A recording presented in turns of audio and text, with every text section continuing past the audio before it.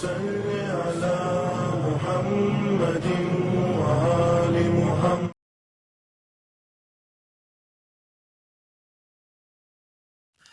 اعوذ باللہ السمیع العلیم من الشیطان اللعین الرجیم. بسم اللہ الرحمن الرحیم.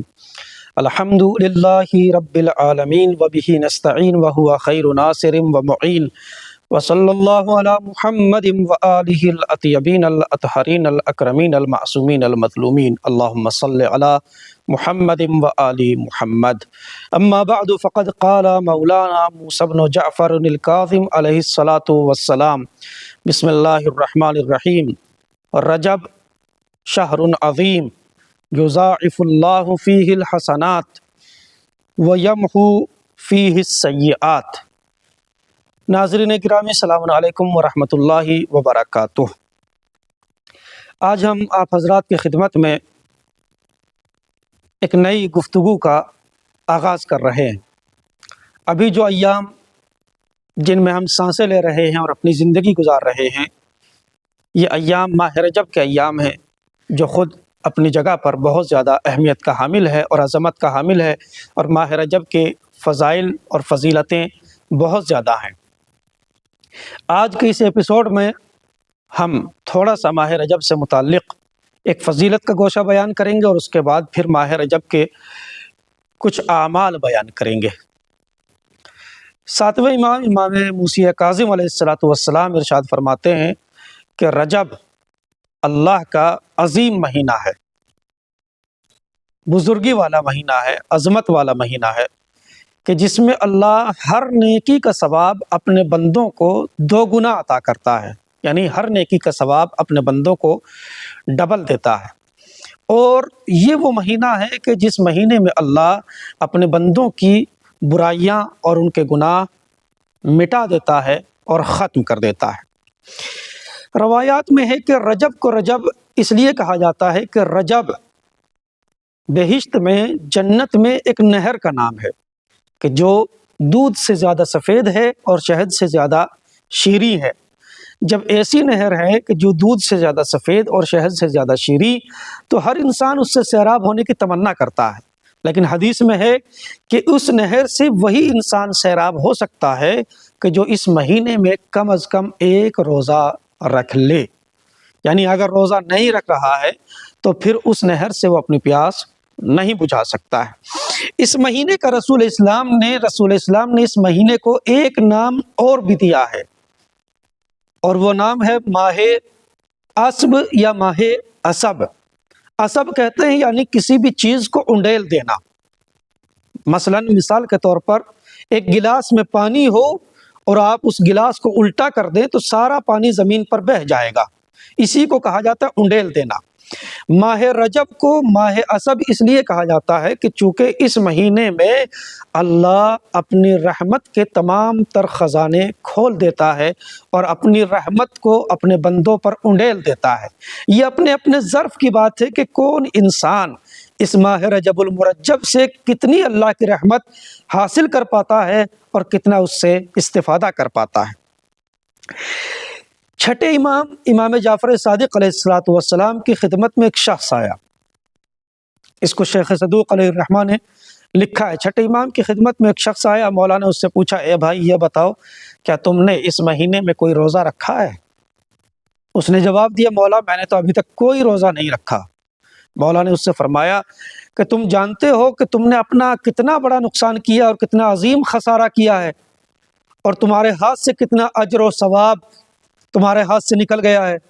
کہ مولا وہ اجر و ثواب کیا ہے؟ مولا نے فرمایا اس اجر و ثواب کو بندگان الہی میں کوئی نہیں جانتا، صرف پروردگار جانتا ہے، اللہ جانتا ہے. پھر اس شخص نے سوال کیا، مولا کیا یہ ممکن ہے کہ جتنے ایام اور جتنے روز اس ماہ رجب کے باقی رہ گئے ہیں کیا میں ان میں روزہ رکھ لوں؟ مولا نے فرمایا بالکل روزہ رکھو.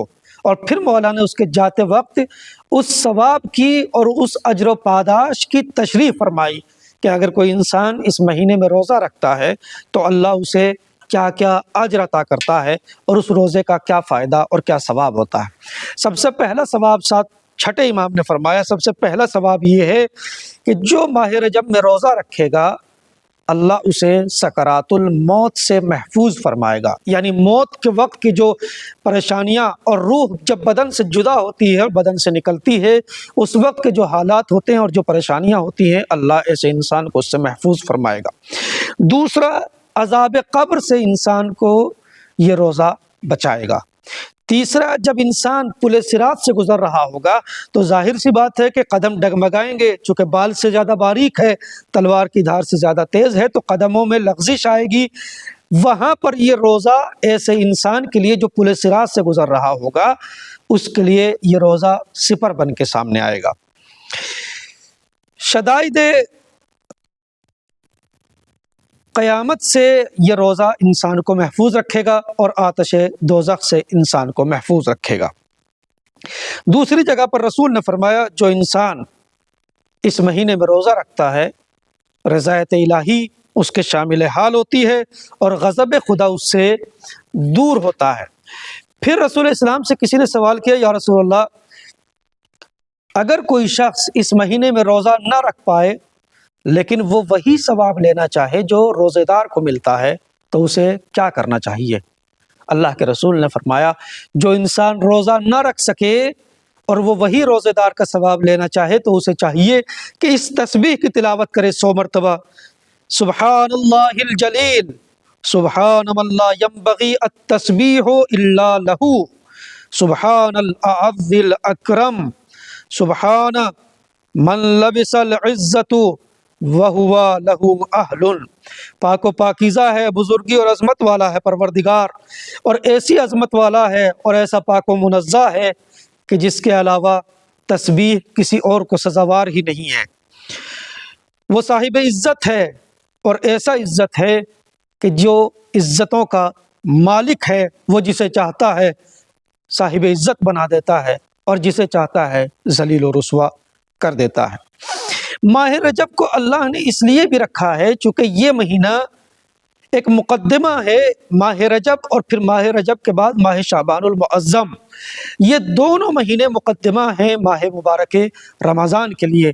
اسی لیے احادیث میں ہے، روایات میں ہے کہ انسان اپنے تزکیے کا اور خود سازی کا اور اپنے آپ کو سنوارنے کا اہتمام و انتظام ماہ رجب المرجب سے کرے اور ماہ مبارک رمضان پہ اس کا اختتام کرے۔ اس مہینے کی عبادتوں میں ایک سب سے عظیم عبادت جس کا نام ہے عمل ام داؤد۔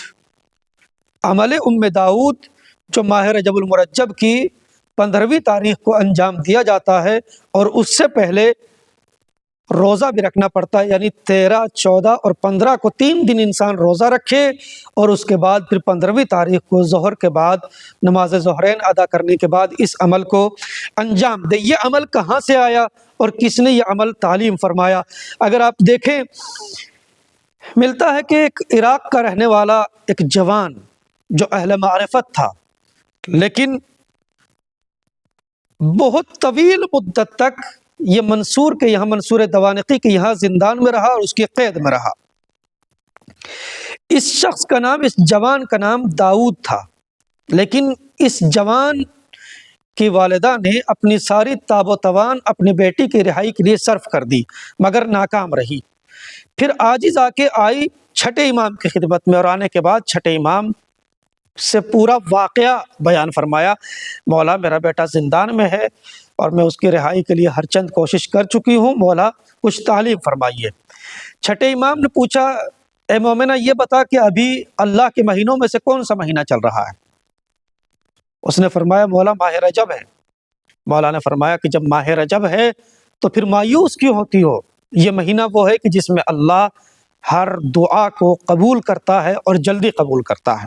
پھر اس کے بعد مولا نے اس مومنہ کو، اس عورت کو یہ عمل تعلیم دیا اور اس سے سفارش کی کہ دیکھو تم 13، 14 اور 15 ماہ رجب کی ان 3 دنوں میں روزہ رکھو اور پھر 15ویں تاریخ کو یہ عمل انجام دو، جس کی تفصیل اعمال کی کتابوں میں آپ کو مل سکتی ہے۔ یعنی پہلے انسان غسل کرے اور غسل کے بعد پھر نماز ظہرین ادا کرے اور نماز ظہرین کے بعد پھر وہ عمل انجام دے۔ داؤد کی ماں کہتی ہے، اس جوان کی ماں کہتی ہے کہ میں نے مولا کی سفارش پر اس عمل کو انجام دیا اور کچھ ہی دنوں کے بعد میرا بیٹا منصور کے زندان سے رہائی پا کے اپنے گھر واپس آ گیا۔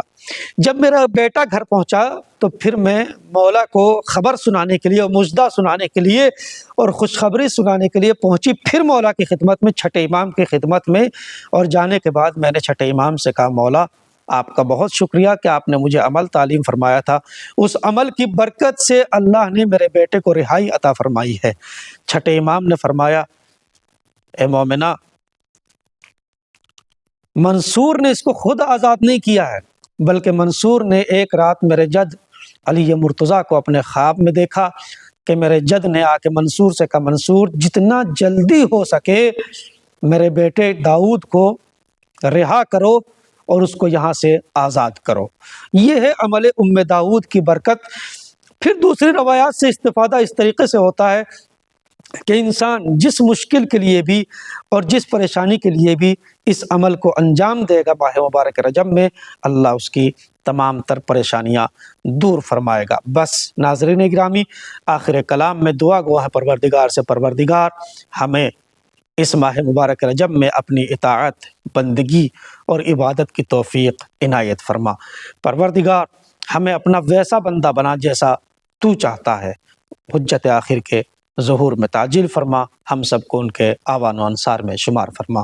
ربنا تقبل منا انک انت السمیع العلیم، وآخر دعوانا ان الحمد للہ رب العالمین، والسلام علیکم ورحمۃ اللہ وبرکاتہ۔